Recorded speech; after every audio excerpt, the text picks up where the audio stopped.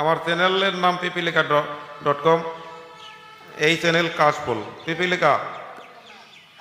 পিপিলিকা হ্যাঁ পিপিলিকাতে সাবস্ক্রাইব করবেন, কাশফুল চ্যানেলে সাবস্ক্রাইব করবেন। হ্যাঁ আচ্ছা, হ্যাঁ হ্যালো, আচ্ছা